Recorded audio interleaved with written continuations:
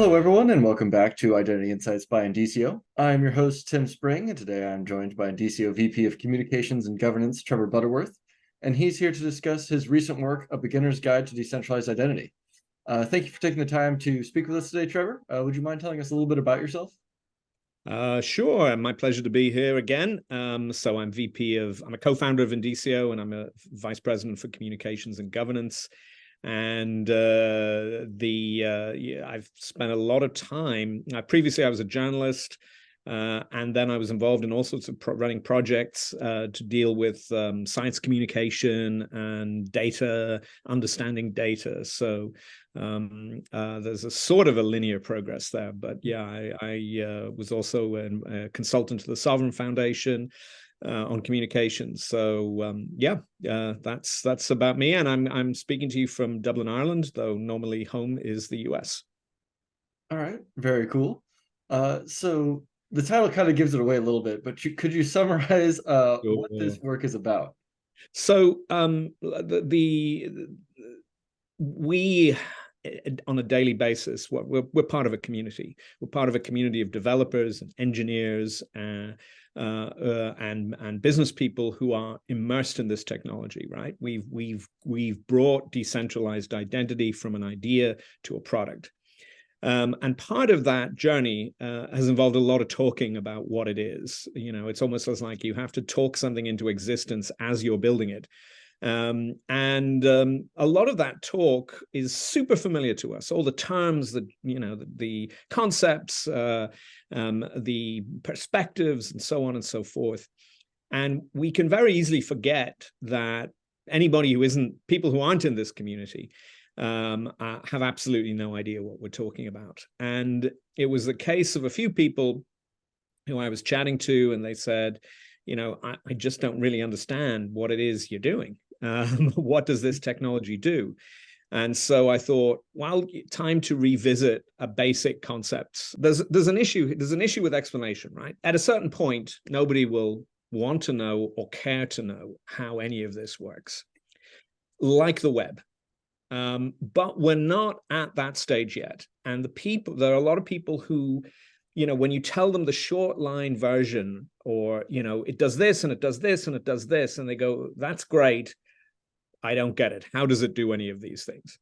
Now that's the temptation to pull that person down a rabbit hole, and in which they get completely, you know, confused, lost. One of the challenges to communicating decentralized identity has been finding the balance between providing enough technical information so they can create a mental model of how all of this is working, and they can see it, and they can understand why it's important. It was with that in mind, I thought we need something now that we're seeing verifiable credential ecosystems taking root and expanding around the globe. We're going to have a lot more interest in this technology, and we need something that says, read this first, and that will give you the grounding in what are the problems this is addressing, what does it do, why is it powerful?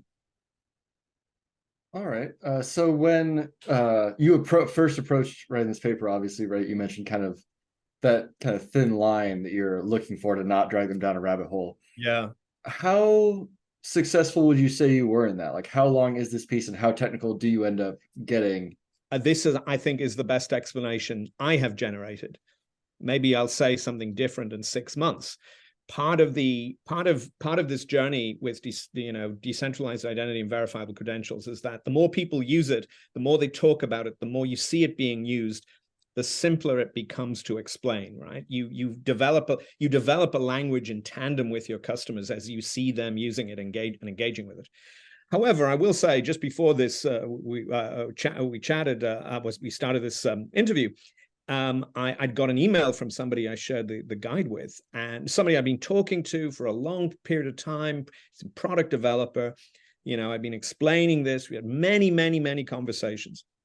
And I got this email literally a couple of hours ago saying, I get it. I now get it. And I see lots of use cases. And so hopefully that's the reaction of more than just one person. I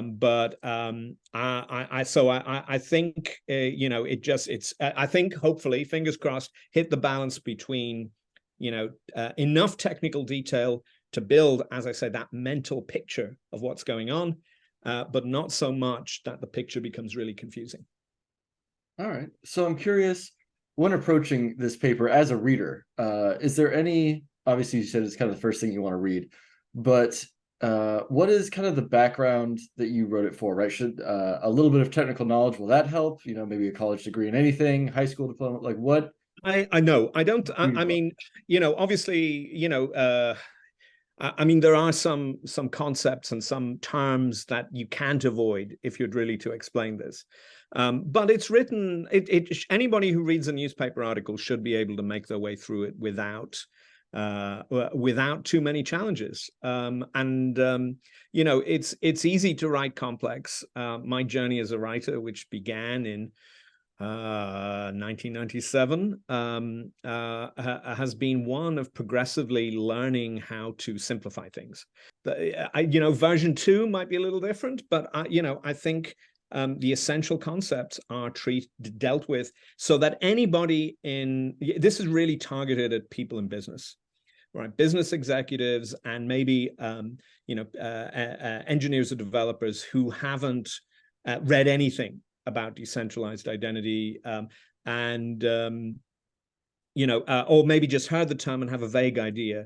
But it's specifically written for business people so that they can, as that email from the product developer said, they can quickly see what it does and start thinking of use cases.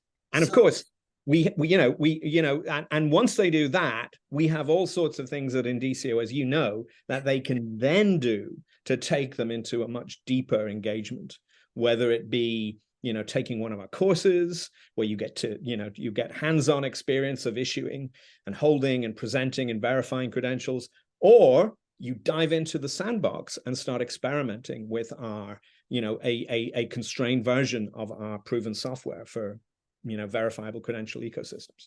Absolutely. So when, and without giving too much away about the paper, because obviously we want people to read it as well, but could you kind of take me through the journey that a reader goes through in the paper, right? Do you get like a quick explanation? Do you get some examples and use cases? What is so yeah, all of that. It starts with setting out the problem space. We have 5+ billion people engaging online, using the web, more each day. We have potentially multiples of that in terms of connected devices. And all of these people, in order to negotiate, in order to use the web and to digitally engage with each other, have some kind of digital identifier to identify them. And so, and typically the most common form of that is an email, but you will also, have a user account and stuff like that. So it starts with, it sets up the problem that we've got, which is that there's essentially no way within the current architecture of the internet to verify or to identify people or organizations or things that aren't computers. And that's just a historical reality. And even nobody anticipated when the internet was being created that it would one day connect billions of people. So decentralized identity sets out to solve certain fundamental problems, which is who should control my identifiers? Where should my personal data be stored? How should I share that data? And how do I do all of this in a way that enables my identity and my data to be verified as authentic, and that it hasn't been tampered with? And that's the journey. So answering those questions, and of course, then there's a sort of a coda. How do we implement a system to do all of this and also protect privacy, and a few little add-ons? But essentially, answering those 4 questions is what this paper does, and it takes you through. So one of the things that I think is quite complicated for a beginner or a newcomer to this technology is understanding the critical importance of public key cryptography. And that's a rabbit hole in itself. So I was very, and I felt in writing this piece that I, got an understanding of this. It's actually a great way if you're not, if you're not an engineer or even if you are an engineer, to try and write something out and explain what it is a great way to understand what it is. So I think one of the things I'm happiest about is explaining why all of this new system creates cryptographic trust and what that means. So it does that, and then it looks at a few examples, so how would you use a verifiable credential to manage a bank account? How would you use a verifiable credential or verifiable credentials to manage, say, a mortgage application? So now this section, we're going to look at a distributed ledger network. What does that do? What does that mean? And then we summarize, and we add, expand the summary of where we're going. And so it's there's a feedback loop. So you remember when we said this up here, this is significant down here. So it might take a reading or two, but I think it's a valuable addition to the Indicio library of documents. And of course, it sets itself up for an intermediate guide to decentralized identity, which I guess will be the next step. All right, that's very exciting. Is that in the works yet, or is that just like on your mind? It sort of begs to be written. So if you're a beginner, what does it mean to be an intermediate? And actually, but I think it would be that a 3-volume guide would be useful, would be very useful. But obviously, when we get to the advanced, I'm going to have to draw on some of our excellent colleagues to help with the drafting of that. Absolutely. Well, no, it does sound like a pretty good intro, especially even just I feel like defining some of those terms, right? Like is a big part of just learning what we're talking about.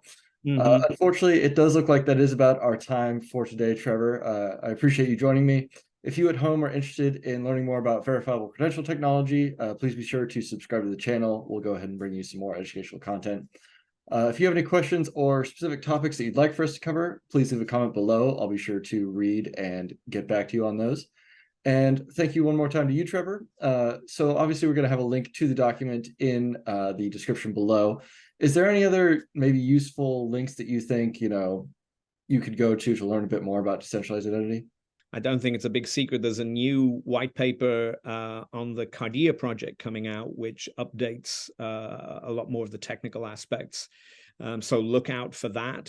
We've got a tremendous library of interviews like this. I mean, key things. So at the end of the document, there's a bunch of links that you can go to.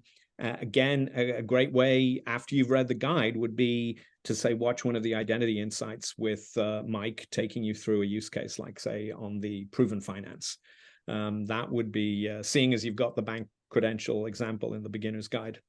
I think that would be a great link to add for people looking at this.